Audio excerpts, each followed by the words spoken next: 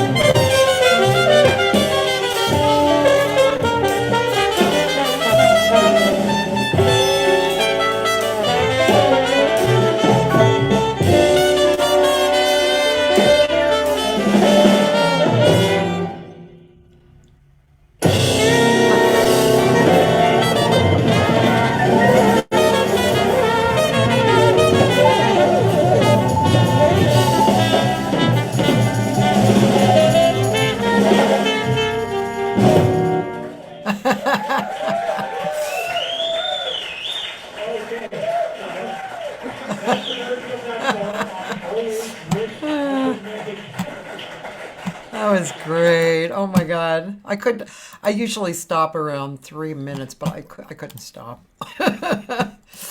That was great. I haven't watched that whole clip in years. Oh, really? Yeah, but boy, that was a fun gig and a really good performance of that tune. Yeah. Oh my God. So, I have Roland asking who's on trombone. Isn't he? Yeah, I didn't know three of the guys. The trombone player, Hmm. Vikram Def Devastali. Devastali. Wow. Yeah. Beautiful. Yeah, he came through USC. I think he was doing a master's. Um, Tim is also a colleague at USC, as You is know, Aaron. and I know a lot of guitar players, but I don't know Tim. Interesting, So yeah. he He sounded great. he played a wonderful solo, and he's Yeah, great. one of the nicest guys you'll ever meet. How do you pronounce his last name? Kobza. Kobza. And Dan Fornero. I don't know if I've heard Dan. Dan is, or at least at that time, was a busy studio guy and also has been on tours. I'm sure he's got an online bio we could get into. Yeah, yeah, Um, but all these people are top drawer. LA, is just dripping with talent. I know. I always say it's an embarrassment of riches, you know. For sure. Yeah, I remember when I first got in, joined the union here and got my union directory. Yeah. There were over 5,000 piano players Oh my in God. in the local 47 directory. Yeah, 5,000 piano Wow. players. I wonder what it's at now. You Probably. know, my connection to the union has not been especially, shall we say, robust. I'm now a lifetime member, which is nice, but in terms of the amount of work that I've had that was union work in LA, the only really significant union gig was I was in the band for the production of Rent, the musical. Oh, Initially, that was way back in 1997. Not oh, Yeah, 97. We opened in at the La Jolla Playhouse. We did a couple of months down there, and then we came up to the Amundsen and did 3 months in the oh, Amundsen. oh, wow. And that was a solid union gig, and it was a good one for me because I was doubling on guitar. Oh my God. Huh. Yeah, it's a That's five-piece band for that show, and wow. you've got a lead guitarist, and then the second guitar, second keys. That was my chair. So that was the initial run, and then there's subsequently been, I think it was three return like 1 week engagements. We did the Pantages, we Huh. did the Dolby. So that's in terms of the union, Yeah, that's been the big one for me. yeah. Well, ladies and gentlemen, if you don't know now, this is Dave Arnay, David Arnay, Dave Arnay. I say Dave Arnay, but My mom called me David. My wife calls me David. oh, Many friends call me Dave. okay. And he's such a great piano player, great person. He and I have done some gigs that I've just absolutely loved because I just love his harmony and comping and soloing and everything. I mean, is there anything else? Harmony, comping, and soloing, right? Soloing. That covers most of it, yeah. And well, the hang, right? And the hang, yeah. You know the 3 point rule for whether or not to take any given gig. Are No, you familiar with that? no. If you're ever offered a musical opportunity, you need to examine the music, the money, and the hang. And if any two of them look good, you should take the gig. Yeah, I knew a little bit of that. Yeah, the money. What was it? The The money, music, the money, and the hang. music, the hang too. And it's true, actually, isn't it? That pretty much sums it up. Yeah, Yeah, that's been my that rule works generally for me. Yeah. yeah. It's an interesting business that we're in. So, Kathy, in addition to the gigs, didn't we have a minute where we were both teaching at Cal State LA? Yeah, that's right. That was like early 2000s, I believe, I think so. under Yeah. Jeff Benedict, right? Yep. Jeff Benedict. And well, I was under Susan Kane because I was in the vocal department. Hmm. Um, but yeah, yep. He came to the club a little while ago, a few months ago. Um, Is he still local? I thought he moved out to like Riverside County. I'm not sure. I think he did, and I'm trying to remember who he was there for. Nolan, or I don't really remember who he was there for, but yeah, he and his wife, I guess it was his wife, came. Jeff Benedict, man, wow, I haven't seen him in so long. Him Yeah, and Paul. he occasionally I see that he's doing gigs with guitarist Dave Askren. And they've been working together for years because back when we were at Cal State, they were working together. That's right. That's right. Yeah, I really liked their music. And then when I was doing some booking at Kulak's, Hmm. they worked there too. Oh, good. Yeah. What's happening at Kulak's? Um, I'm not 100% sure. I kind of got out of Kulak's after a year. But Hmm. I mean, every now and then, Paul and I will talk or message, and then I'll see certain things. They've had probably two fundraisers this year, so I'm sure there's still a lot of stuff happening. I mean, I still think it's a great opportunity for $600 to go in, get a kind of an unplugged six camera edited, you know, Mm. video and a Pro Tools session. Mm. It's pretty good, right? If that offer is still available, It is. I would like to bring this quartet that I'm going to bring at Birds of a Feather. Yeah. I want to get that band recorded. I remember I talked to you about whether you knew any audio video people or companies that I might bring to Birds. But since you reminded me, if that multi-camera plus audio setup is available for $600, can't can't miss. I know, and that's with the piano being tuned too. And that piano is Dory's.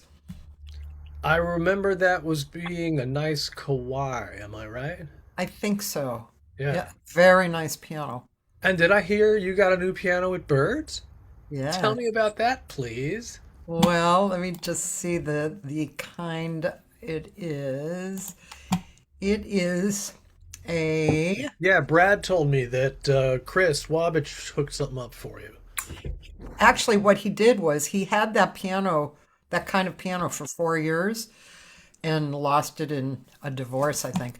And he has a redone Steinway at his house for because he records at his house, Chris Wavich.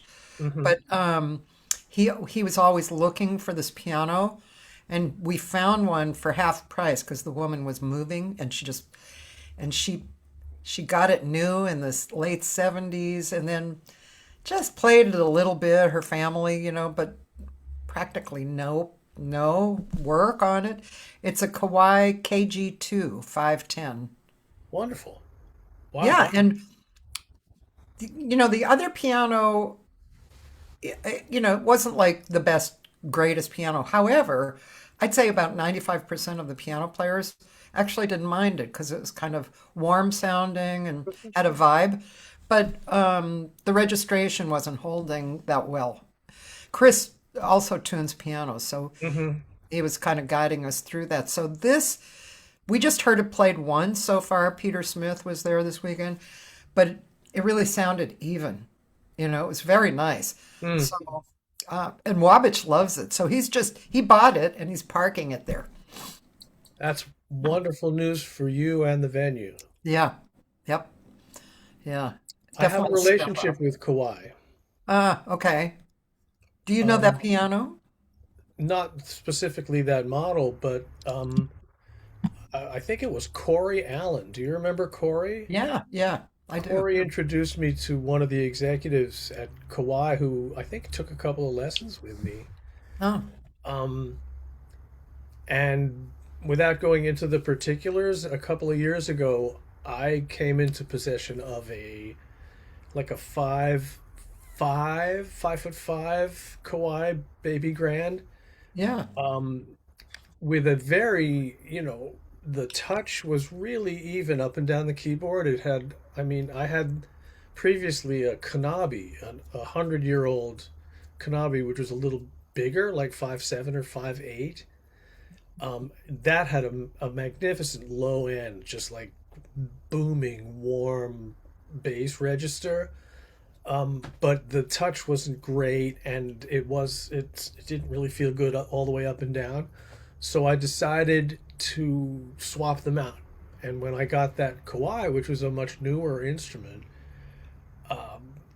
my friend Corey Calise is his name at Kauai down there I think they're in Long Beach. But he sent, as a gift, he sent one of their senior technicians to my house who spent like 3 or 4 hours. He tuned it, he regulated it, he voiced it, he polished the cabinet, he polished all the brass Wow. hinges and fittings and the pedals, and it just was like so shiny and new and wonderful. I'm Wow. resolved to spend more time practicing because it's probably one of the nicest baby grands I've ever had the privilege to play. So Kauai that's a good score for birds. I'm really happy for you. That's good. And of course, you'll be playing it soon, Oh which yeah, is next week on Thursday, July 9th. yeah. Dave Wow. Arnay will be at Birds. And I even, for this event, I put up the poster. And Oh, one of those AI things I had generated yeah, and I also sent you the link to our little interview, right? You got that? to our little interview. Our little interview that we did for Birds of a Feather? Oh, that little like 5 minute thing we did a couple of days ago. Yeah. I Yeah, don't I sent that to you. uh let me look at that email, make sure. Yeah, I think I sent it through WeTransfer because it's too big to send regular email. Oh, I'm not sure I got that. Oh, well, I can do that again, like literally right now as we're hanging around. That's not the meeting chat link that's in. Nope, it's directly from WeTransfer. Yeah, I think I'm requesting that you send that again. Yeah. Okay. Yeah, listen, I just have to say how much I appreciate what you do and what you're doing for the LA jazz community. Oh, You're an thanks. icon. Thank you. You're connected to so many people. You tell me about how birds came to be. Yeah. Right? Um, You and I'm just blanking on your uh, partner's it's oh, name. yeah, Sydney Jacobs. Sydney Jacobs. Yeah, how did you guys get that going? I'm sorry. Maybe I didn't complete it. I'm looking in my files, and you know what? I think I didn't complete it yet. So I'm going to open up my iMovies. I won't do it right this second, but Hmm. just to remind myself, I'm gonna I'm gonna do this here while we're talking about yeah. Uh, just so I can remember. That's how I roll, Dave. Yeah, I'll put that up on my Facebook page, and Yeah. I'm gonna be Yes. pushing that gig. Howard, do we have any sales yet on that July 9th show? Do you really want me to tell you right this second? I will. No. Okay. If you don't have it on the tip of your tongue, that's just fine. I don't. But anyway, we'll deal with that. But excuse me. Um, Yeah, birds. So what happened was 4 years before the pandemic, I was introduced to Olak by Dave Ross. Dave Ross. Dave Ross, the Dave, bassist? the bassist who runs the LA Athletic Club Jazz Series. Right, I did a few things with him there. Yeah, yeah. Yeah, so he and I are super old friends, and I actually did the athletics club for 2 years with him. And so anyway, he knows how I roll, and he's introduced me to various things that he doesn't have time to do or whatever, and he thinks that would be good for me. So Olak had contacted him to ask him if he could start a jazz series there. So he introduced me to them, and I went over there, and the room was, so cool, and they were so nice. So I said yes, and so I booked that for 2 years. And at that time, it was called Birds of a Feather. I mean, it was called Bar Fedora, the room. And so, so I did that for 2 years. Then there was some licensing issue, and so we stopped. And then 2 years later, the pandemic happened. Then so they couldn't do it during the pandemic, and so in November this last year, the chef contacted me again. And he said, do you think you could stir up jazz again in here? Um, it was funny because at that time I was emptying out my time. I thought, oh, I'm going to just like get rid of stuff and just, have some space. But it's just what I create in my life. Every time I do that, something shows up that's interesting. Every time you decide to back off, Yeah. something comes on your plate. Yeah, it's like I empty out my life and it's like, oh, good, she has space. So Wow. I thought, okay, it's the kind of thing that I love, which is a win-win. I just love contributing to win-wins. And I thought, well, I don't want to do it alone. I don't have the bandwidth. So I thought of Sydney because Sydney and I roll the same way.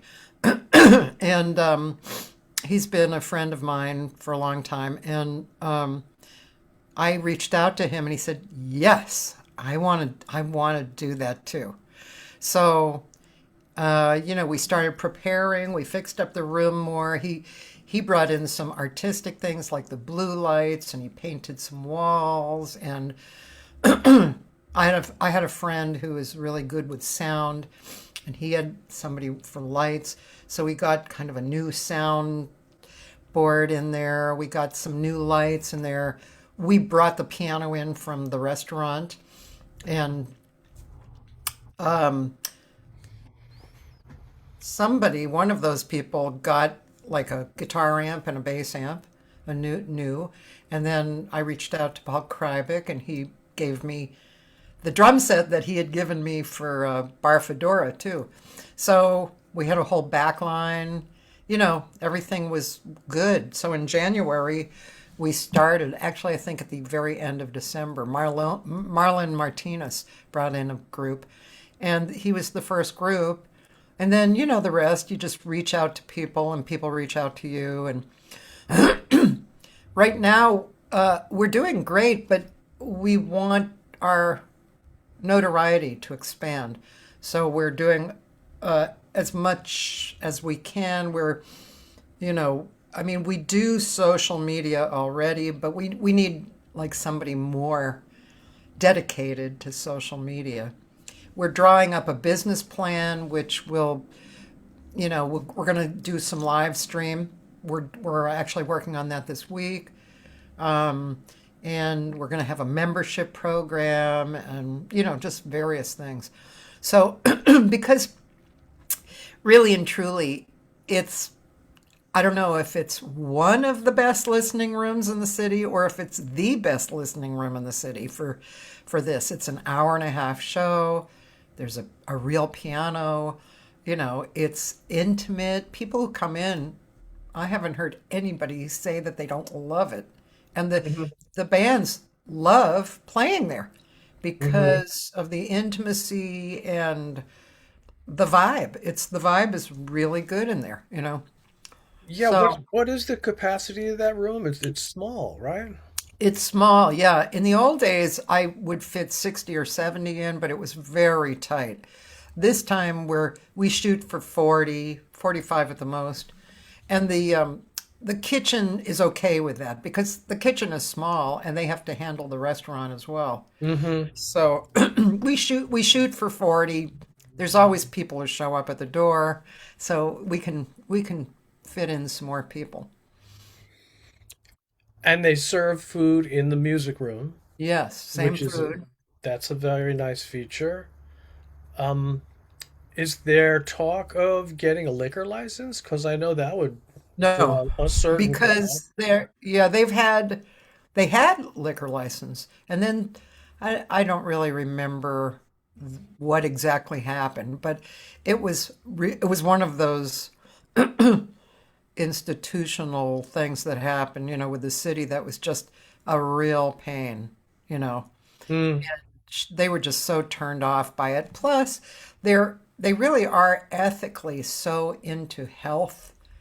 I mean, they really are into that. They want people to eat better and not eat animals. And so they're really supportive of that. mm. Even their prices of food has not gone up since I've known them. So and then we're serving mocktails inside. Hmm. So, yeah, they don't have any desire to do the alcohol thing. Plus, there's places like a block away that you can go and have some alcohol if you really want. The Conrad Can across people from. BYOB or is that not No, legal? nope, I Okay. can't do that. But the food is really interesting. I had one dish there that was, I think they presented it as octopus or squid, and it was mushrooms. I know. I'm not sure why he called it octopus, but the chef, I mean, there is a pepper that they put on top that has been cut to look like an octopus. But Right, it's this big, and the mushrooms are like this big. right. And that it was a jalapeno on the top, Yeah, super hot, little more than I can handle. yeah. But the food was really interesting, and I also had the just like potato croquettes, I think they were, shaped Ah, like shaped like little pyramids. It was, oh, I beautifully don't even know presented. Like that. Yeah. visually, it's pretty. The food is really pretty. And the dishes are big. Yeah, Yeah. I have. I'm bringing a party of four to the Uh-huh. gig on the 9th, Oh, good. and I'm trying to push the word out. I'd love to fill the place, obviously. Yeah. Uh, Well, let's talk about you for a minute or more than a minute. okay, what do you I want to I know? want to see more of the Dave Arnay groups. Mm, I want to see more because your music is so good. It's really such a high level. The compositions are mm. wonderful. I mean, these things stand out to me. Uh, of course, the player, to me, I want to hear players who are harmonically, I won't say advanced because there's a lot of players who are harmonically advanced that I don't love. But there's a certain universe of expanded harmony that I prefer, and Mm. that's you and your players. Interesting you would use that description. I consider myself an inside player. I mean, I know people Really? who are Oh. outside, but in terms of expanded harmony, I've just learned about, you get into the upper parts of the chords and interesting things start to happen. Like even just that turnaround in Hal's Blues that we listened to. I have a keyboard right here. Can you hear that? Yeah. Yeah. So I don't know if this is what you mean by expanded harmony, but we're in G. And so the turnaround in that tune is just like 1625. The simplest rendition of that is right. That's the easiest 1625. But as you start to complicate things, you would get to the sixth chord gets a major third on it, and then you can continue with that kind of dominant chord sound. This being 1, 6. But once you get into the upper reaches of the chords, the turnaround in that tune is followed by, and then, right? So if that's what you mean by complicated, you'll hear that from Oscar Peterson. You'll hear that from, the guys, Yeah, Herbie and Chick, and all my idols coming yeah, up. yeah. Well, Um, I don't, and I didn't mean to say that you were outside because I mm, know what outside is. right. You know, that's not what it is. But it's, yeah, it's more along those guys that you just mentioned. It's I don't know how to explain it. There must be a word that I could think of that I would use that Well, word. if I can respond to your very kind words about my tunes, um, I was really lucky to fall in with Bennie Maupin Hmm. in the early 90s. It's like over 30 years now that I've been associated with him. And, he comes from the very strong branch of the jazz family tree. Yeah. And his sound, he really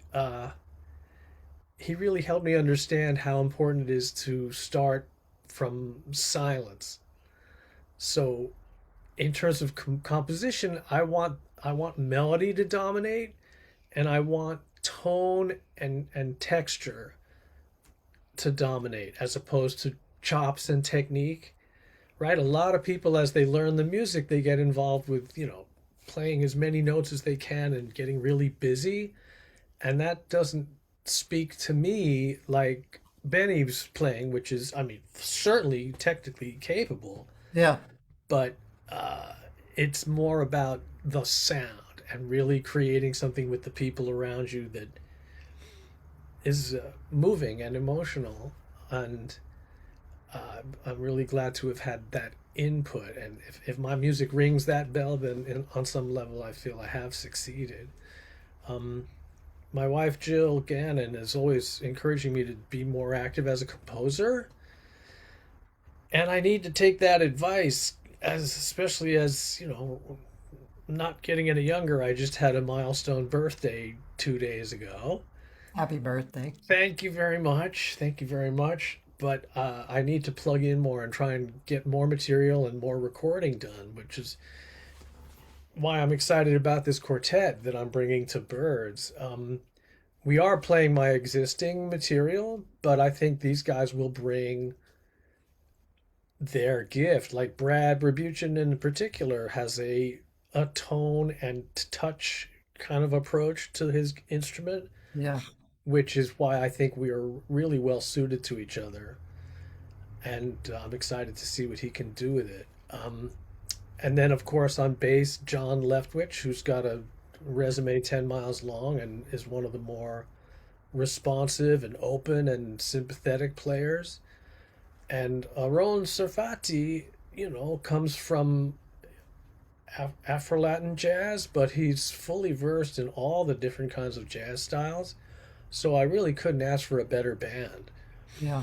And I'm really excited about the gig and about this group. So Yeah.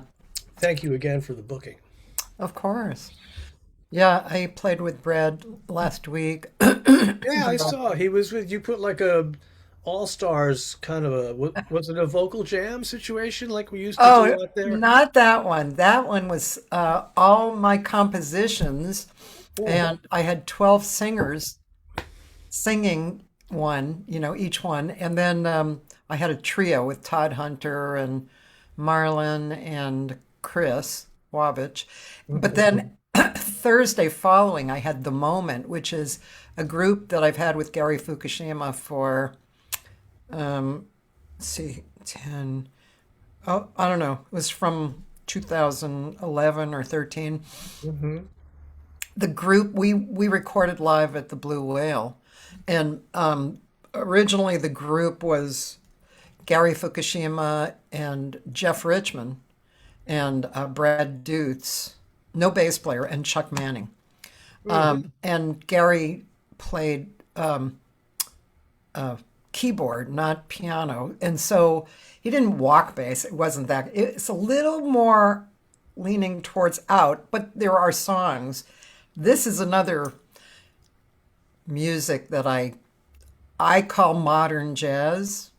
I call it quirky because we're quirky.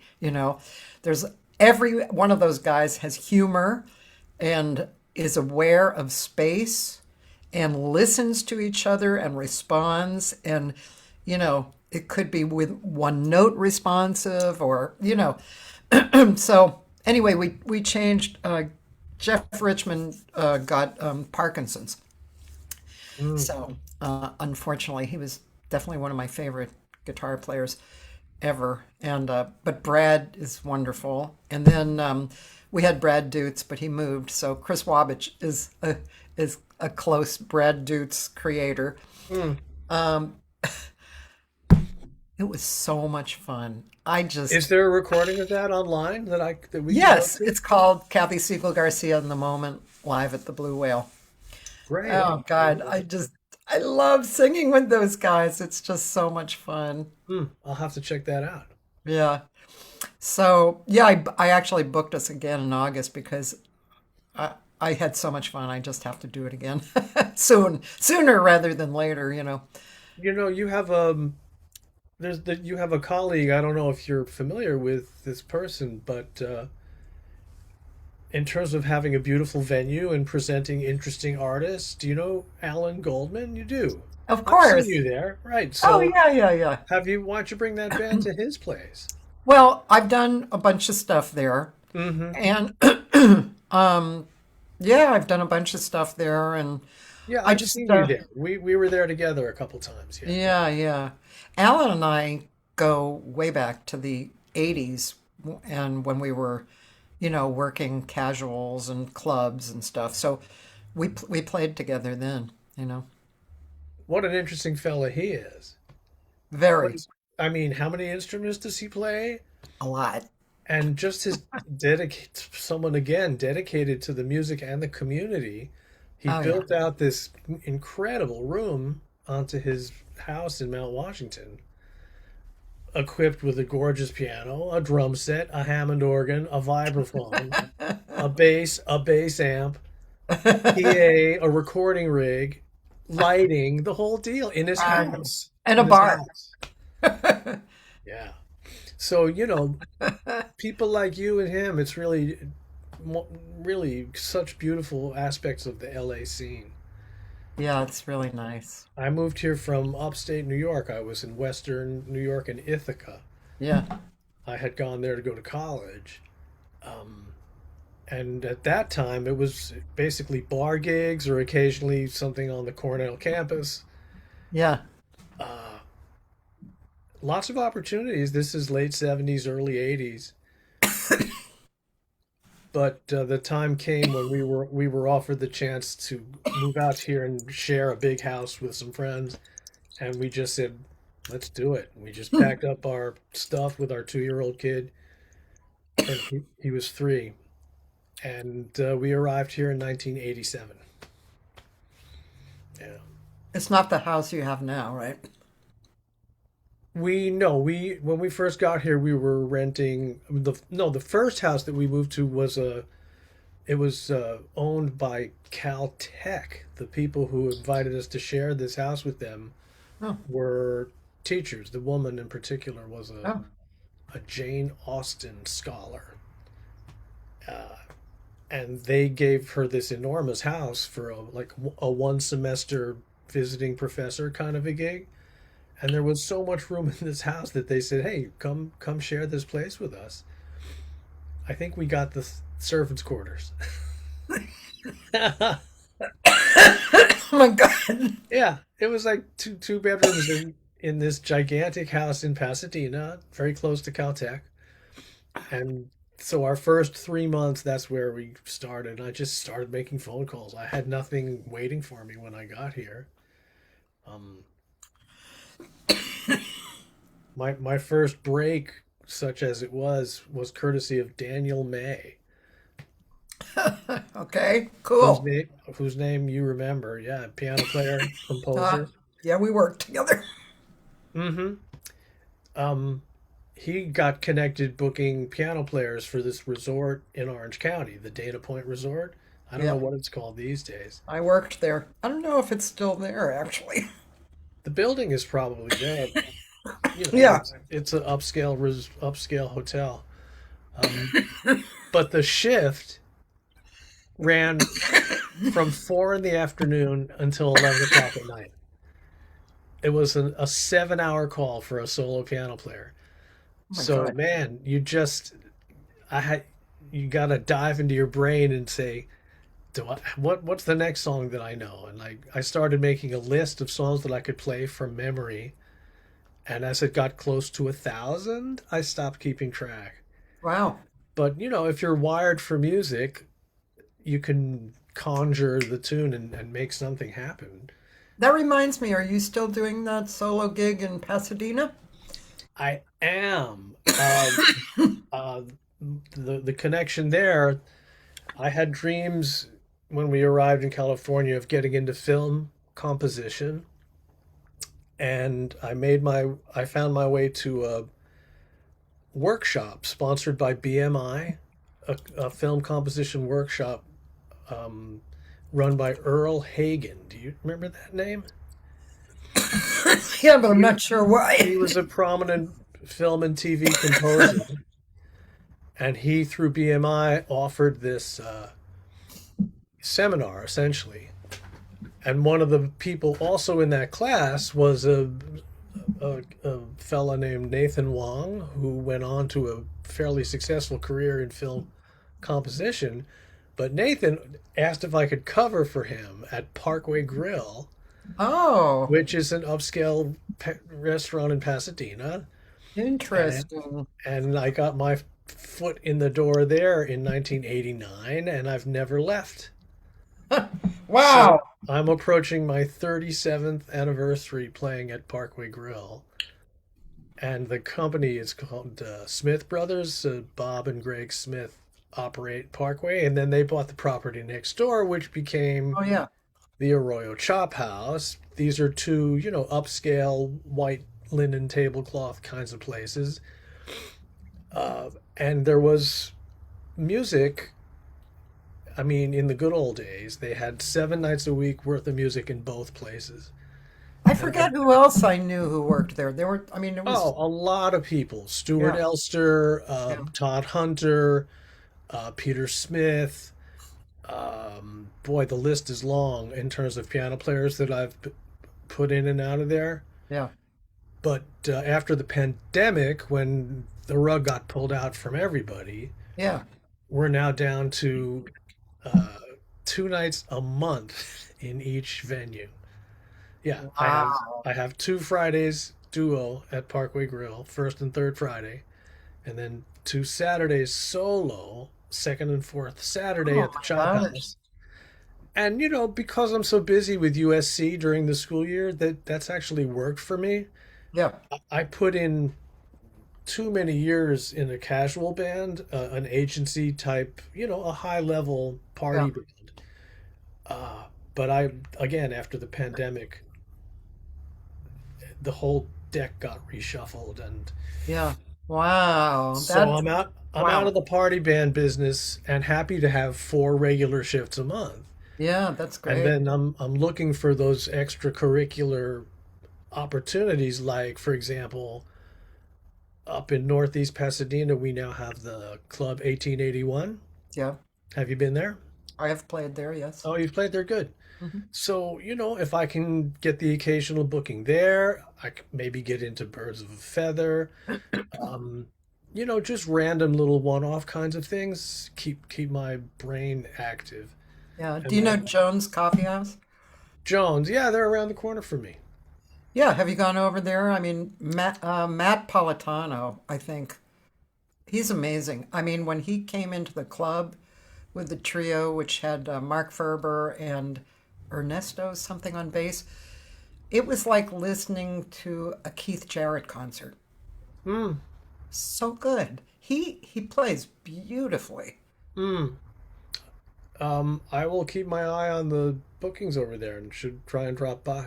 Yeah, you drop Another by on look. that Thursday morning to hear him too. I mean, you'll love him. I don't know if you've heard him a lot. I mean, generally you don't hear your same instrument, right? Because you're working or something like that, right? But because these places are local, I can occasionally get out and check people out. There's a new place in South Pasadena called Visionarium Yeah. on Mission Street. They're doing some regular music programming. Yeah, they're a little odd there Yes. as far as management goes. Yes. I recently heard a story from my friend, your friend and mine, Reiner Sivley, Yes. who Well, told, and he's been there actually since the beginning. yes, because he's a neighbor. He Yeah. lives like 3 blocks away from that place. Yeah. Also, Elliot Kane, Elliot Kane. yes, has also been playing there. But without going into the particulars, yes, management there has been a little odd. That's a good word. Yeah. Odd is the word. Yeah. So, you know, something I've never really understood, and maybe you can explain it to me. When you have a venue, as you do now and you've had before, Yeah. what is the deal with the publishing Well, houses? Do you have to pay an annual something, or how does that work? ASCAP and BMI you're talking about? Yeah. Yeah, there is. Now I know that it's the owner of the establishment who is responsible. Before, I did not know that. When I had my jam session at the Sportsman's Lodge years ago, we Oh, had some yeah. trouble with that. And so while we had trouble, can't remember if it was BMI or ASCAP, but they were giving us a lot of crap. So I literally made a list of all the songs that were in the other publishing company, and that was the list that people had to play from. Wow. But then something, I can't remember how we resolved it, but anyway, we have been approached in Birds of a Feather, but it's actually not our responsibility. It's the actual owner of the establishment. And because it's my understanding is because it's small, small crowd, the money is not a lot. But the bigger the place, and so the more opportunity for a larger audience, I Hmm. think that the cost goes up.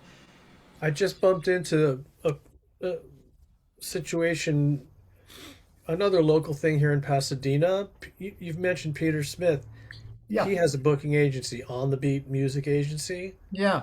and they manage the artists who perform over here at the Langham Hotel. Oh, yeah, Yeah, there's a bar in that hotel. It's called the Tap Room. yeah, yeah. And they issued a list of acceptable titles that you're not allowed to stray from that list. Now, of course, who polices that when you're actually on Right, the right. job? Was But it? I'm curious. Was the list? Do you know if it was ASCAP or BMI? I don't. Yeah, But yeah, it was a long list, hundreds of titles. But there was some restriction on what you could or could not play. yeah. Theoretically. And you know what kills me about that is that I never get money from them. From ASCAP or BMI? Yeah, I'm a BMI person. I've I Yeah. I've gotten very little money from them. So, excuse me. You Well, know. the whole music business has been turned on its head since streaming came into the picture. Yeah. I just did my taxes a few days ago had an appointment with my tax guy. My royalty income for 2025 was, I think, combined for publishing and mechanicals, about $100. Oh my God. So, musicians at this point, you're not going to make money streaming.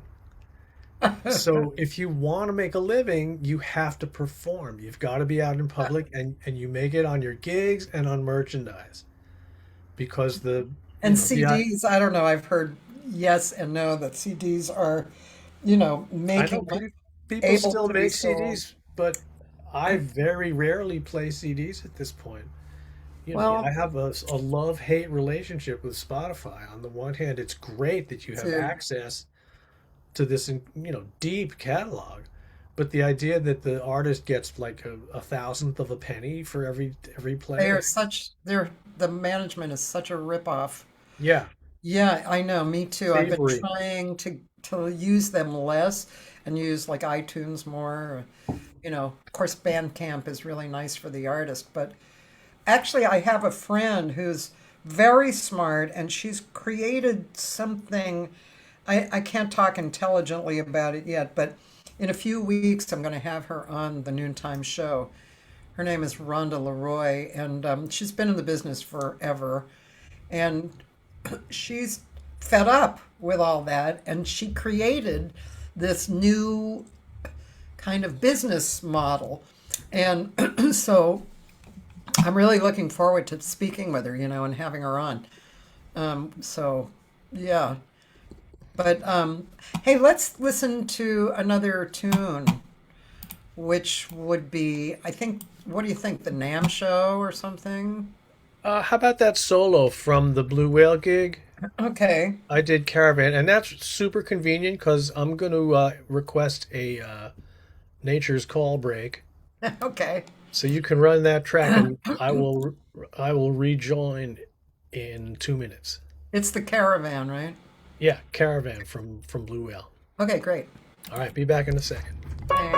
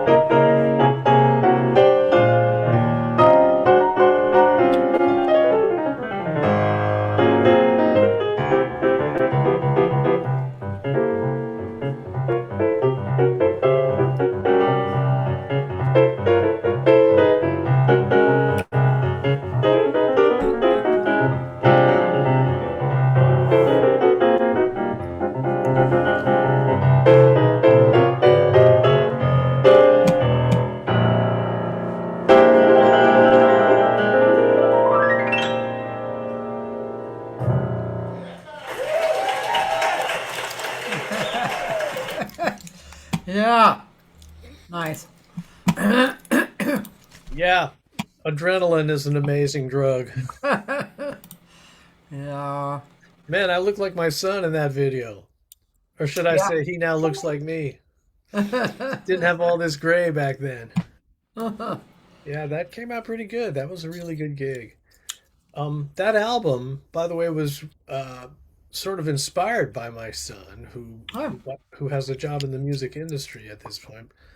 But he proposed that I build the record up from each track adding a musician. So track one is a solo, track oh, two is a duo, and the last number 8 track is an octet, and that's what we call the record, 8.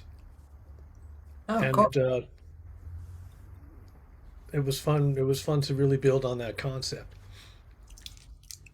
Nice. Yeah. Um, let's touch on your teaching career a little bit. Mm, You've had a long teaching career, right? yes. Even as a young guy back in Ithaca, I started taking private students.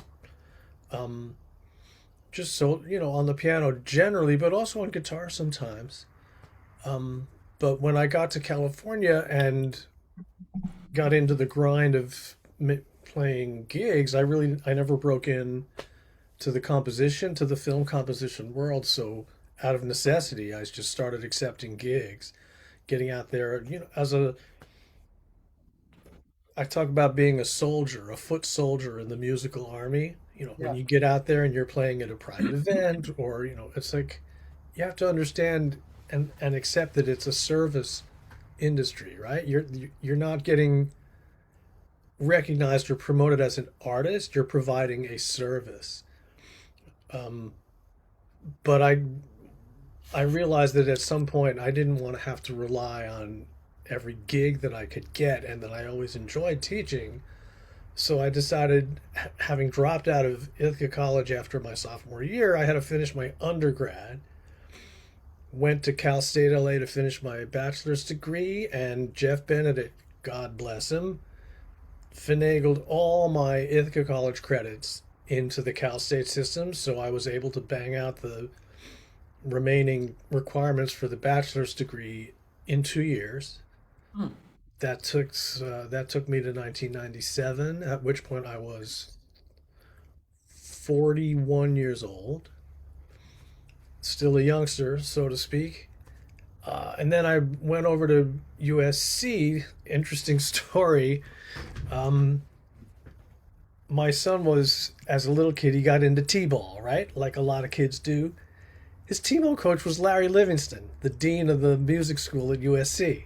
He's a friend of mine. Yeah, Larry, Oh, interesting wow. guy, Yeah, very interesting. loves sports. So he's coaching t-ball, and my son is on his team. So he says, "Hey, you got to check out USC." So I arranged for a meeting with Shelley Berg, who was the chair Right. at USC at the time. He said, "Come on down to campus. I'll show you around." And I had already been playing with Bennie Maupin for several years at that point. So my credibility was a little better than it would have been otherwise. And so I sat in on a couple classes. I saw the campus. It looked great. And we returned to Shelley's office, and he said, "Well, to apply formally, you'll have to do an audition." I said, "Hey, you got a piano in your office? Can I just play for you?" And not only at that point had I been playing with Benny for several years, and I think I had released my first record by then, Daddy's Groove. But I'd also been teaching at home and had that going on, and playing solos, playing a ton of solo piano. So I just sat down at the piano in his office and played for 5 minutes, and he said, "Okay, you're in." And not only did he admit me without a formal audition, but he also set me up with a TA, so the financial thing Oh, wow. was Yeah, doable. yeah. And I made it clear to Shelley that I wanted to teach at the college level. Yeah. if I could get into that, that was really my goal. So having finished my master's degree at USC in 1999, in August of that year, he offered me like a sliver of work. I think it was an hour and a half, maybe 2 hours a week. And I just basically hung on. And the years went by and my load increased and then my rank increased such that I became first from adjunct to a lecturer, and then about five or six, maybe 7 years ago, I'm officially known as a senior lecturer, which is considered a full-time position. So I'm one of six. We've got like 16 teachers in jazz studies department, and I'm one of six full-time teachers there. Um, but also way back in 99 when I finished the masters, I also got hired part-time at Pasadena City College and Cal State. And there was a moment there where I also was doing something out at Citrus College. So I've in the early days I was at PCC for several years, Cal State for maybe two or three. Citrus was short-lived, but when SC offered me the full-time gig, it was with the condition that I quit all those other Yeah. all those other positions. I noticed you sent me a text. Let me see what it says. Oh, hmm. Okay, yeah. So you're connected still with Larry. That's interesting. Yeah. Boy, he's been going off on the Trump administration on Facebook. Oh, he is. Oh, he's Well, furious, yeah. like any Our sane person. yeah, our hang is a real interesting hang. It's kind of led by him and Stephen Nakamanovich.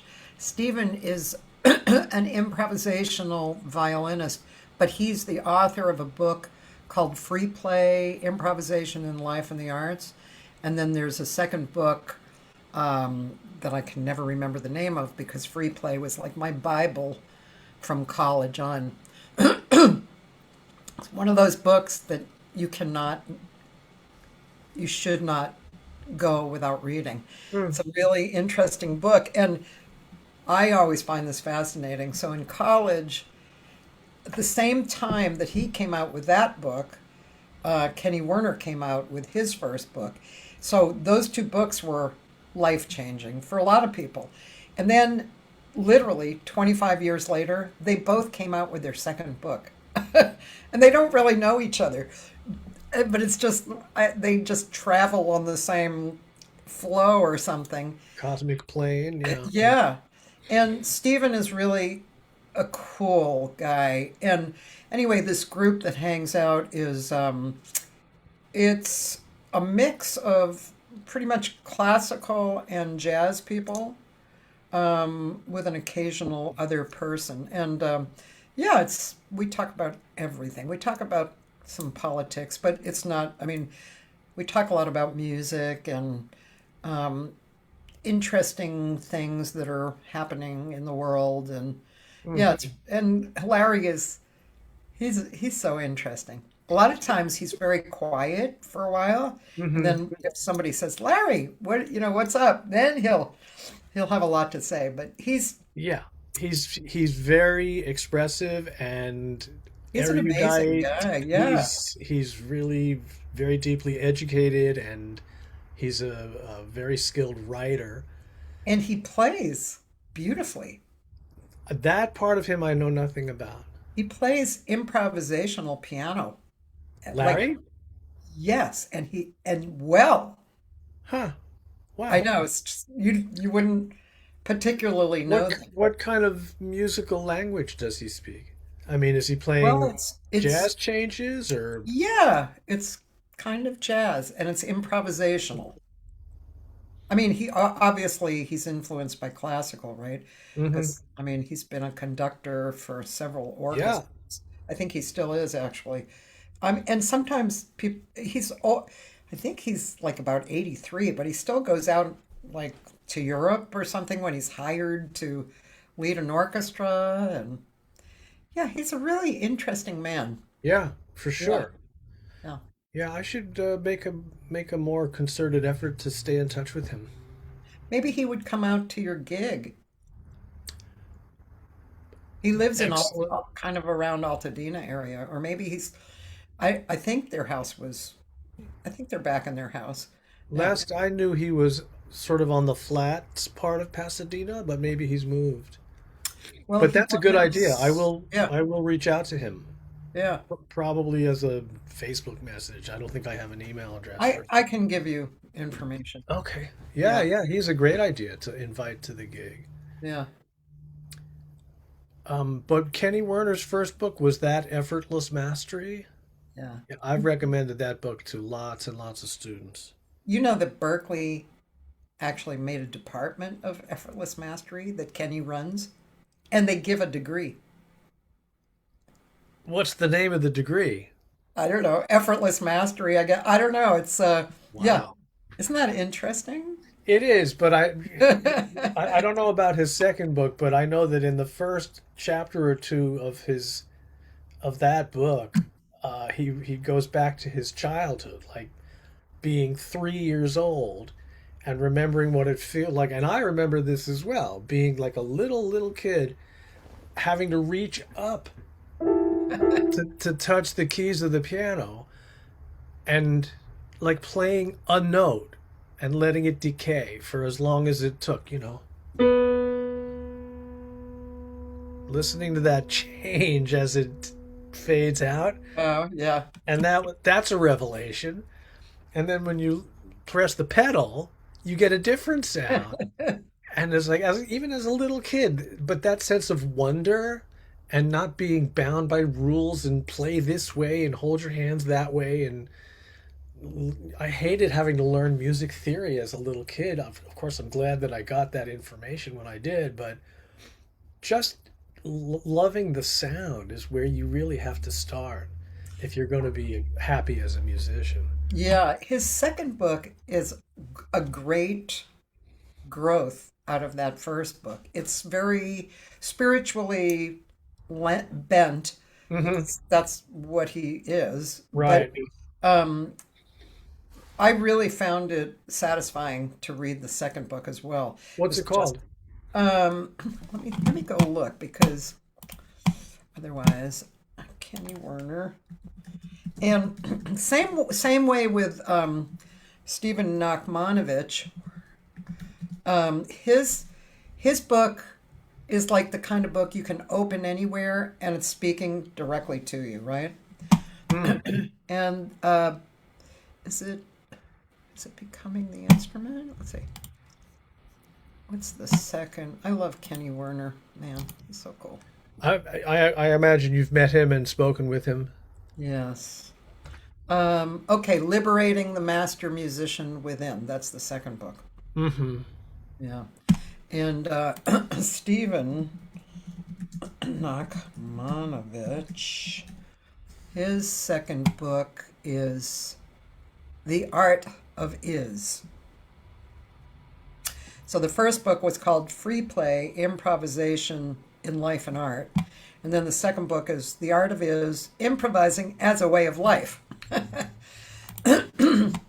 So these guys are pretty, it's just so interesting to me that they both, you know.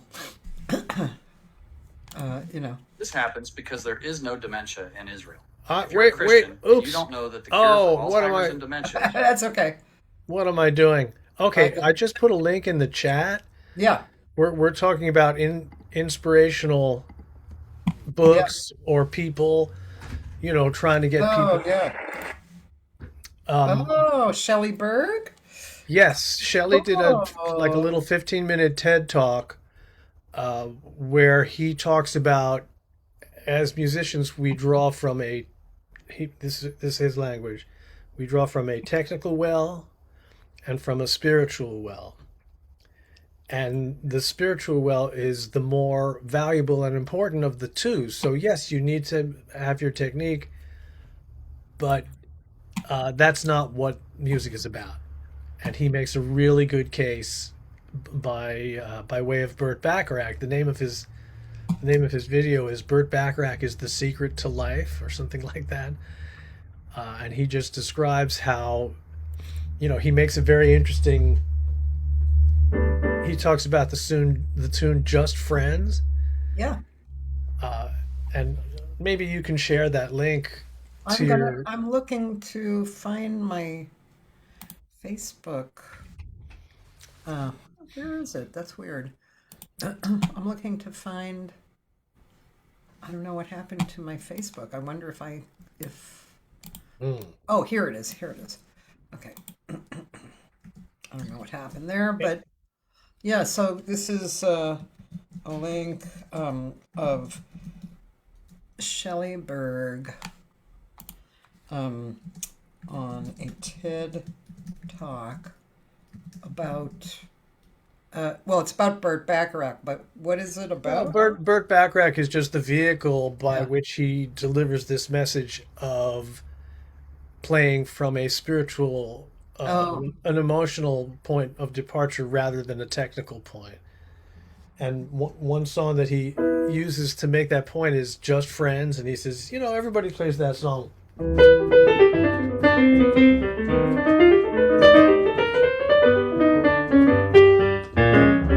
Just busy, fast. Yeah.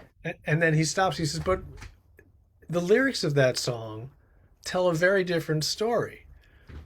It's about breaking up and how we used to be lovers, but now we're just friends. And so why would you play that song that way? Right? And that is a really, effective way to bring that point of learn the lyrics, be faithful to the spirit of the music, and don't just be there to show how fast you can play or how technically proficient you are. That's not the point. There's a lot of, over the years, I've noticed that a lot. Like, do you remember Stephanie Haynes? Yeah, she was in Daniel May's stable. Yeah, that's right. She was one of the best real jazz singers ever. She was a very dear friend of mine. As a matter of fact, that picture is she and I young. What picture? Should I be looking at something? That picture back here. She and I, yeah, we were, I don't know how old we were. We were in our probably early 30s, maybe. Anyway, but so the More I See You, which traditionally a lot of players would play at swing. The more I thought of, right? Because it musically it sounds good like that, but the words. Do you know the words to that one? Remind me or inform me. Okay, the more I see you, the more I want you. Somehow this feeling just grows and grows. With every sigh, I become more mad about you, more lost without you, and so it goes. Can you imagine how much I'll love you the more I see you as years go by? I know the only one for me can only be you. The more I see you, let's see. My heart won't free you, my arms won't free you, my heart won't try. So anyway, I introduced it to her as a ballad. Like, Steph, you have to do it as a ballad. She never did it as a swing after that again. Huh. Yeah. Well, based on the lyric that you just shared, I could see it going either way. Yeah. But yeah, it's not about your technique. It's not about being bubbly and showing off. That doesn't mean anything. Yeah, we can talk a lot about that because I'm actually I don't know, the last few years I've had trouble with my voice, and I've been working with my teacher on technical aspects. But like I just went to Japan where I find that I'm more adventurous because there's really nobody to impress there, you know what I mean? Or there's just it's a different perspective there. I don't care about listening to myself as much. I'm just singing. And so this time when I had some vocal issues come up, I just I pushed through by being more emotional. And the Hmm. audience loved it, right? Because of course in Japan that's what they're looking for. They're looking for this American jazz people to be emotional. That's Right, because their culture is so repressive in that way. exactly. So there's something it's just such a great education to be able to do that, to be able to be raw and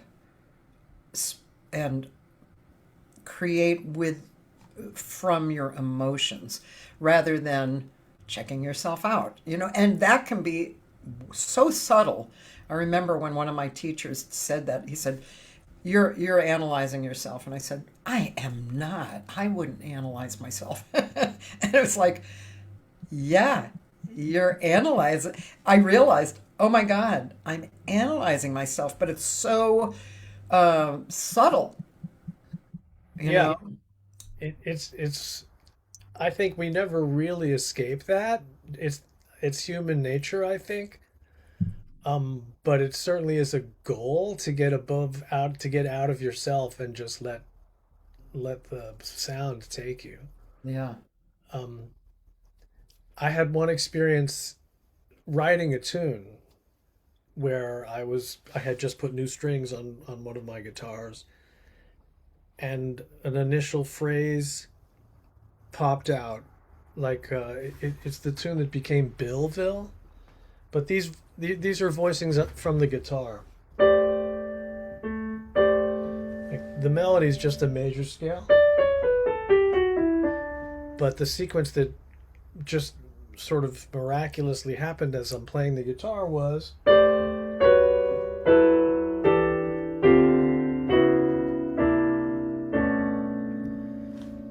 and like whoa, what's that? And then a follow-up phrase sort of just suggested itself.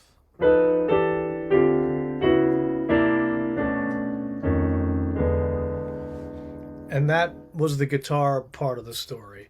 But I was excited just to realize that this something was happening to me and I had very little control over it. And so I went to the piano to follow up, and the rest of the song basically wrote itself in 20 minutes. So from here's the piano talking.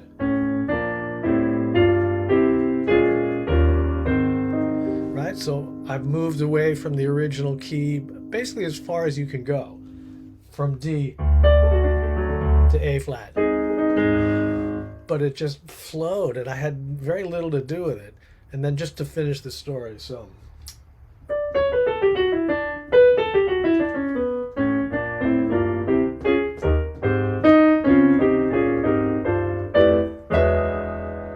and then a return to this.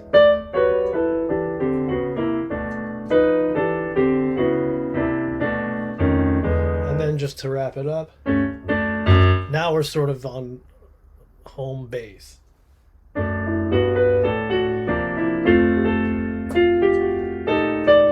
Sorry.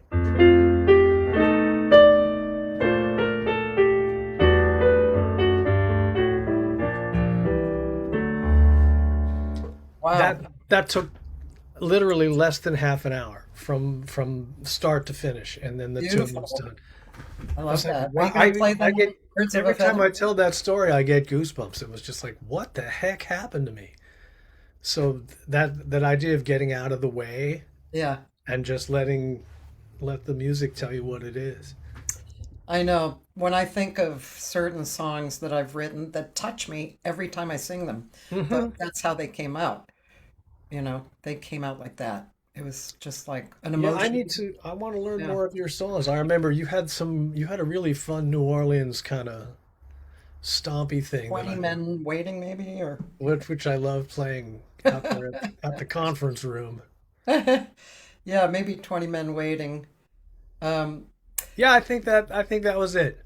yeah, I've written really very different material, like some folky things, some really what I would call real jazz, like jazz things that change keys and then some funky things. Are you going to play that song at Birds of a Feather? We are.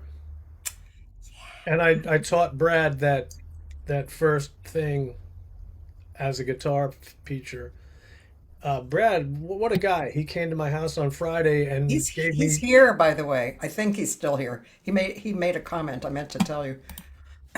Oh, you really? Watching your show? Yeah. Oh, cool.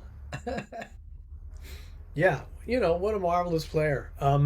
Yeah. But he gave me 2-3 hours just to work on my material last Friday. I'm deeply grateful. One other anecdote to share in terms of how to be a better musician.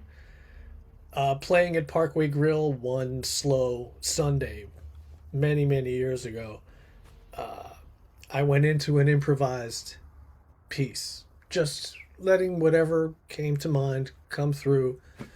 And, I like to think that it was coherent, maybe even beautiful in some way, and, all about what I could conjure from my imagination, and I bring it to a close.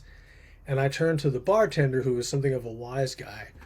I said, hey, Mark, what should I play next? And he looked at me and he said, the melody.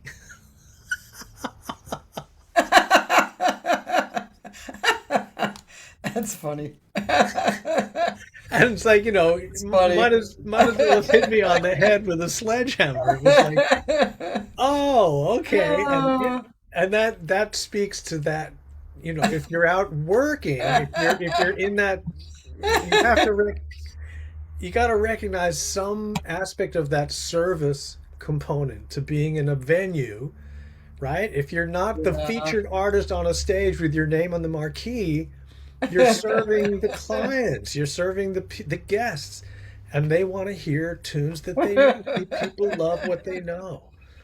So that was a very valuable. Also, Monk famously commented, you've seen that document, Monk's Advice? Right? I think it was Yes, I have. Steve Lacy went to take a lesson. We're hanging out with Thelonious Monk and Yes. took notes. And one of Monk's comments was, play the melody. When in doubt, play the melody. And often in his recordings, he does just that. He'll just repeat or return to the melody because that's what the song is. Yeah. However you can decorate it, that's a Frank Zappa term. However you can decorate a melody, the melody is the gist of what you're doing, and that against a bass line, and the rest is details. Maybe that's another reason why I like listening to your compositions. Mm. I want to listen to if I'd like to recommend a track if you want to play something of mine. Sure. I mean, I was going to listen to that NAMM show thing, but yeah, whatever. Oh, is it okay just to play an audio track? Yes. Let me point you to my first record, Daddy's Groove. Now I'll just tell you, sometimes, well, it's not Facebook. I think it's YouTube will take me down for playing an audio track because they can't wrap their heads around giving permission. I wonder if this is. I know that the track is on Spotify. Should it be on YouTube? Is that better for you? I don't think it matters. But anyway, you can tell we can do whatever we want. So, is it YouTube or let me see if I can find it. Yeah, the name of the track is Ostinato 96, which is actually a reference. See this scratch? Ostinato. Yeah, I found it. I'll put it in the chat here. Oh, good. Okay.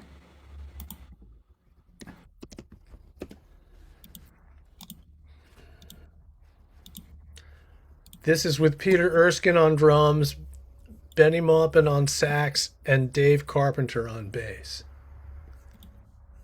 Dave Carpenter. Yeah, this is the closest I've come to playing, I guess, out would be the word. Because the melody and the bass line, they're sort of randomly pitched against each other. It's not a bar line tune where everything is clear and contained. Okay. Give me a second here. I don't want to break your protocol, but that is one. That's one, fine. one Totally tune. fine. Okay. Yeah, it's totally fine. I might go to the bathroom while it's playing, but it's right down the hall so I can hear All right. Yeah, I'm really curious to get your it. feedback on this one. Okay. So This one's let's. a little bit different. At least the first part. There, I hope it doesn't interrupt with ads. No.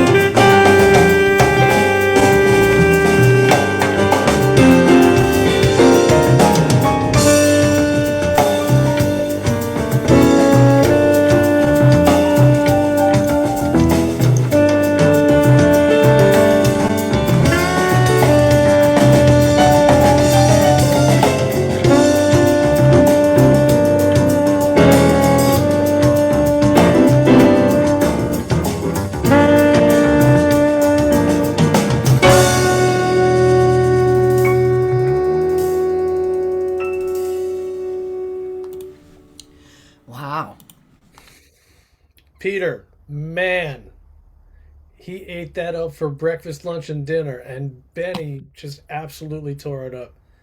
I'm so happy with that recording. When And was when was that recording from? Daddy's Groove, my first Uh, record. when was it from? About 96 or 97 it was. And as I'm thinking about the numbers, Yeah. Benny at that time was 50. Wow. Yeah. That's young.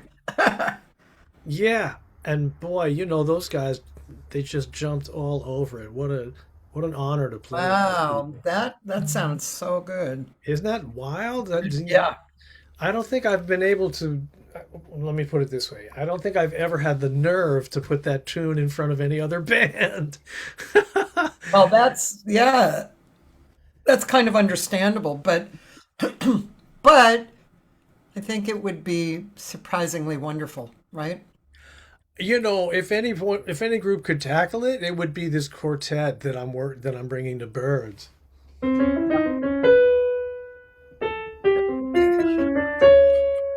It was really just a random melody over this fixed, like a 7.5 bar bass line. Uh,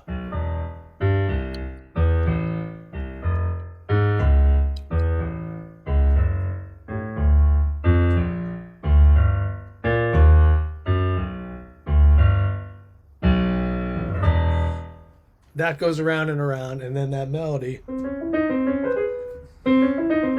just kind of floats over the top, and the resulting harmony is random. It's not fixed.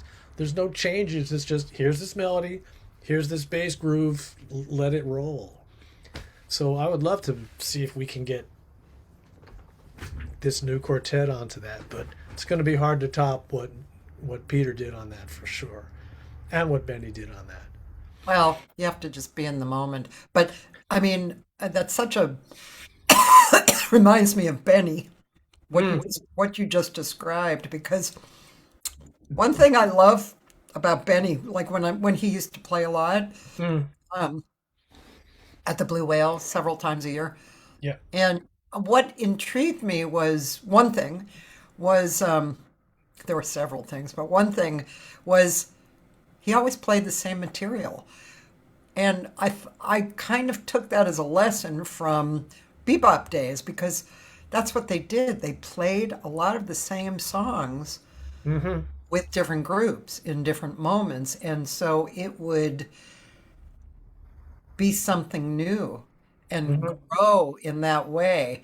That's kind of what I'm speaking of regarding what you just said, like it's hard to beat that recording. Well, that recording was fabulous. But this experience could be another fabulous moment in that song, you For know? sure. Yeah. Whether or not it ever makes it to a public performance, to try and get it going in rehearsal Yeah. would be thrilling to me. Yeah. Just to try and put that up again. The other thing that Benny Maupin taught me listening was, as you probably remember, I love chromatic scales. I love using chromaticism in my singing, and and I don't even know when I started doing that, but anyway, that's something I teach all my students is chromatic scales, and I make them sing one note, hold it for a while against the same chord every note going down the scale so that they get this acceptance and familiarity of the relationship of the note with the chord, no matter how much tension it has, because that's what singers get uptight about. They sing a note and they're afraid that they've made a mistake because they feel that tension, right? So anyway, but when Benny would play, I found myself waiting for those tension notes because I knew that he was going to just sit there in tune with that note and allowing it to have this relationship with what was going on. I just would wait for those notes and just relish them when he played. I totally understand, and he has or had that kind of melodic gift and freedom that I wish I had. You know, when I said earlier that I consider myself an inside player, I really am. But I think it has to do with his instrument, the fact that he's playing one note at a time Yeah. and is so intimately connected to his breath. That really ties it to the singing experience, I think. And I think that if you have access to that kind of chromatic awareness and being able to sing against the easy notes, what did Miles call them? The butter notes. Yeah. Being able to get out of that and believe it is a wonderful musical thing, and not everybody can do that. The piano especially is so rigid, you know. There's nothing in between. Where any other, almost any other instrument, you can access those quarter tones or whatever and give it that inflection and not be bound by the closest we can come to that is to crunch things up against each other. But yeah, Bennie had that incredible ability. Yeah. Actually, that's one reason I like what you just described. One reason I like Brad Rebuchin, Mm-hmm. because that's what he taps into. He taps Mm-hmm. into that the in between feeling of what's going on between the notes, between the harmonies and stuff. Yeah, he's got one tune that lands on like a C chord like this.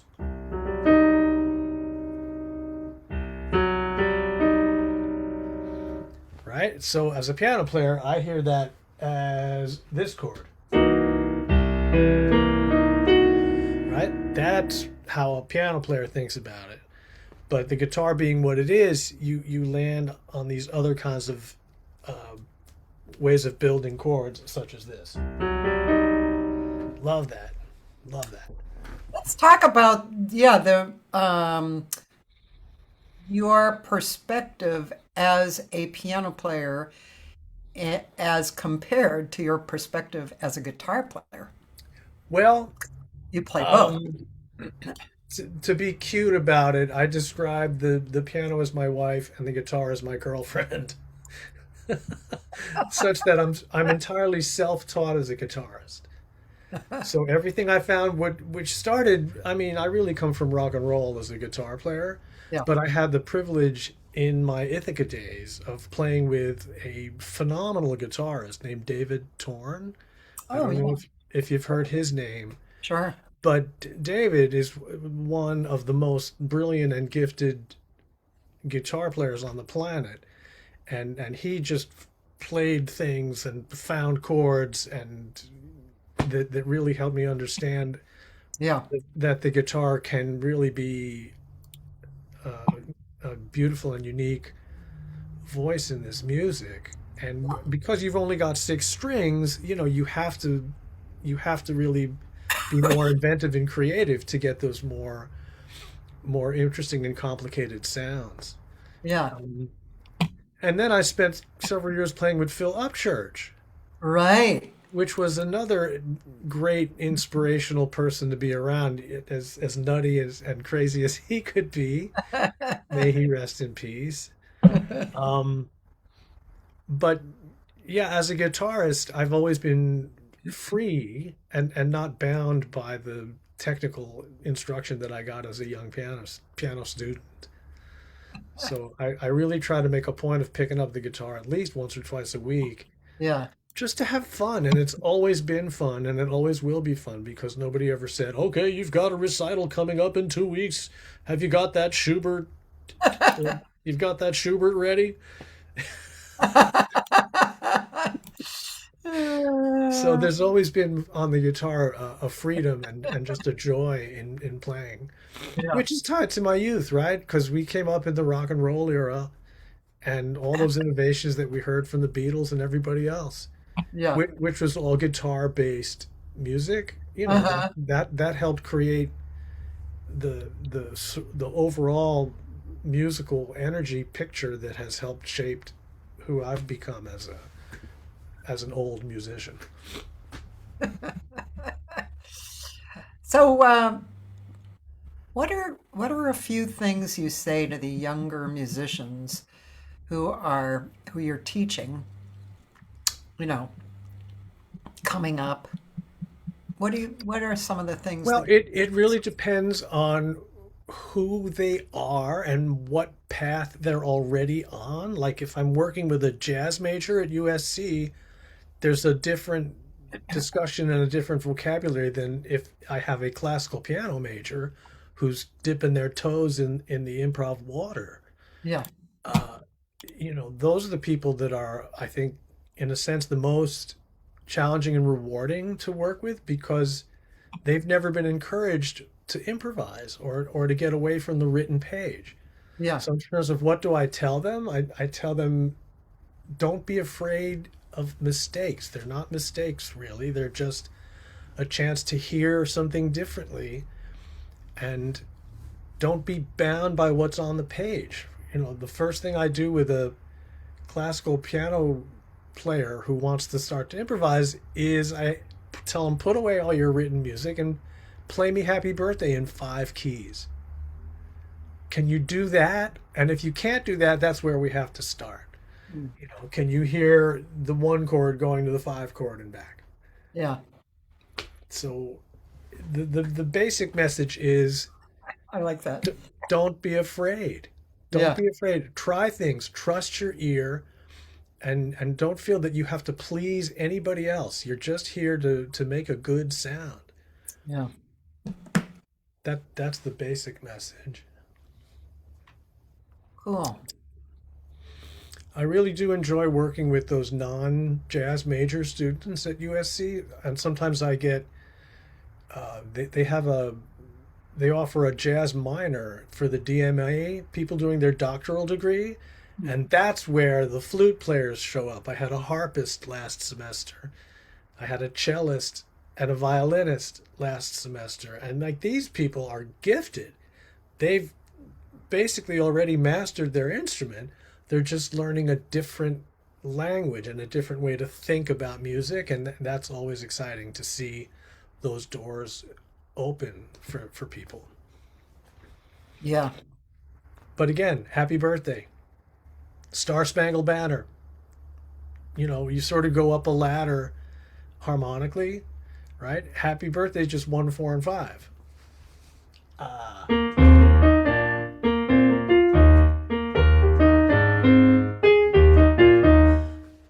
That's the easy one.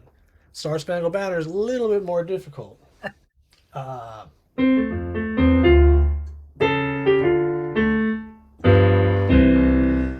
what? What's that? And if that's the next challenge, and so you sort of walk them up the ladder. And yeah. Okay, I'm going to ask you a few kind of ignorant questions, I think. So, so I play flute. I went to Berkeley for flute.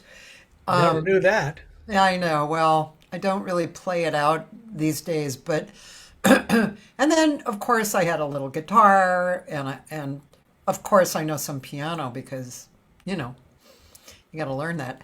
And I play very simply, but I do, I mean, I don't play just triads and that kind of stuff, but I play pretty simply. And I think I've been put off by my own lack of time to put into the piano. I would love to play really good piano, but I can't imagine how I can have the time. But so something like that, what you just said, I could sit down and try and play Happy Birthday. I mean, it's very simple, and I could play it in 5 different keys, and I'm not going to be correct, quote unquote, but I could have some fun. Then that kind of led me into correct, which you and I might have even come across this in our playing together, but over the many years, I've played with a lot, thousands of piano players, and sometimes, Everybody in the union directory. Yeah, exactly. 5,000. But so Joe Schmo and Peter Boogie will tell me different things about my charts, Mm, right? And I've learned to mostly depend on my own ears. If somebody tells me this has to change, I will say, "Okay, play it for me," and then I'll decide if I want that or not. That isn't necessarily reflective of what's correct or not because it's that person giving me their understanding of those voicings. You know, hmm this person could be talking about the exact same thing but voice it differently. So, it's just, I think basically what I'm curious about is how do you feel? I mean, you might make suggestions over the way that chords are written, or like a certain formula of chords over 4 bars. But do you find that you have a particular point of view of correctness? In terms of chart writing, Chart writing, songwriting, yeah. I mean, well, and not necessarily for yourself, but listening outside of yourself. Like if you were playing for me, and looking at my charts and playing my charts. well, if there's a note in your melody that is fighting in my ear with the chord that you've notated, I will sort of maybe raise an eyebrow and say, "What can we talk about that? Like, why is this note happening? Why is this chord supporting this note?" But it's really one. It, it's about dissonance, I guess, and whether I perceive something as dissonant, and if you as the composer intend for that sound, if that's your intention, and that's a really important musical concept in intention. If that's what you want to hear, then I have no authority or grounds on which to challenge you. Um, if you're a student and you're writing something where it it's like um, on the basic music theory level, if it's something really out of whack, then I feel obliged to say, well, this doesn't really work that way. And there's also issues of, how you use your accidentals, whether you're conscious of the overall tonality of your piece. Like if your tune is in a key, very obviously, I'm in E flat. Okay, that means this is true and this is true and this is true. And then, if for some reason there's a there's an A sharp on your score, I'm going to wonder, why isn't that B flat? Yeah, That's just a technical question, but a lot of students or beginners, they need that kind of correction. yeah, Um, yeah. so that Okay, it's I mean, it's a big question, really, and that's a short reply, and that is, I got it because, um, yeah, I think I mean, I always tell my students, you put a piece of music in front of 10 players, it's going to sound 10 different ways because everybody has a whole different lifetime of approach and right. experience. So it's that kind of a question too, really is. But yeah, it's curious. I mean, and that's why I say it's kind of ignorant because, like your example, a song in E flat, but then some players will say, yeah, I want that chord to remain an F sharp. That's just an example. And in my thinking, it's like, well, it's in a flat key, so shouldn't it be G flat? But then they say, no, in this area, I want it to be an F sharp. So you know, it's it's a deep question for, Yeah, it is, and there's always some wiggle room. yeah, There's always some wiggle room. Like if you're building a sharp nine chord on E flat, that top note officially as a sharp nine will be F sharp. yeah, But if you want to notate it as G flat, that's not going to bother me. Yeah. So you learn hopefully over the years to be accepting, and cut to the sound, Yeah. right? Yeah. But your goal as a writer or composer is to put on the page what's going to be the easiest thing to decipher for the person reading the chart.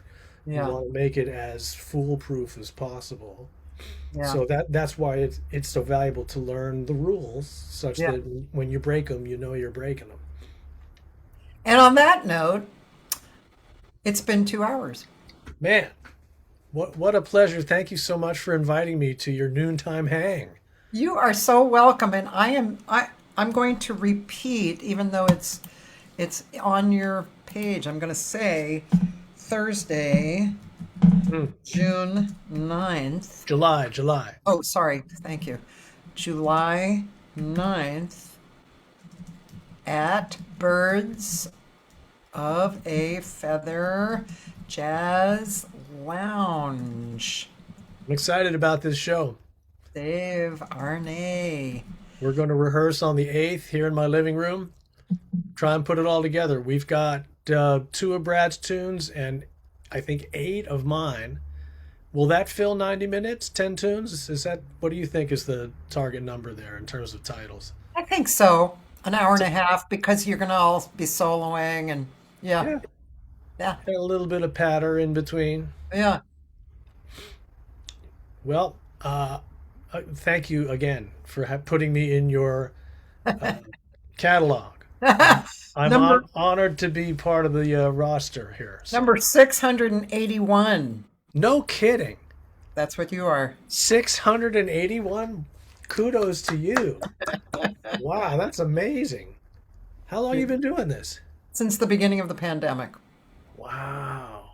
Yeah. 681. You do it every day or every week? No, nowadays, normally I do it once a week. And sometimes I miss that if I'm traveling or something. But there are a few weeks that I'll add 1 or 2 people in.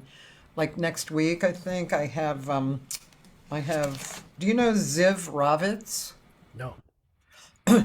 Really talented person. And so I'm going to be interviewing him as a second person in the week of July 6th. So the Monday I'll be interviewing an engineer who's done a lot of engineering for a lot of people. He's a very nice guy, so that'll be fun. But yeah, and I will be sending you over the little movie. I'll probably send it WeTransfer because, like I said, the MP4 doesn't really travel that well over email for some reason. So I'll look for a WeTransfer a little later today. Of that little short interview we did the other day? Yes, a little dressed up and stuff. Nice. I will make use of it for sure. And Cathy, again, thank you from the community for what you're doing for our LA jazz world. It's incredible what your contribution is so huge. Thank you, Dave. No, I mean it. It's really, really something. I'm glad to know you and thank you again. Thank you. I can't wait to hear your gig. Yeah, it's going to be fun. Looking forward to it. We'll see you there. Okay. Bye. All right. Take care.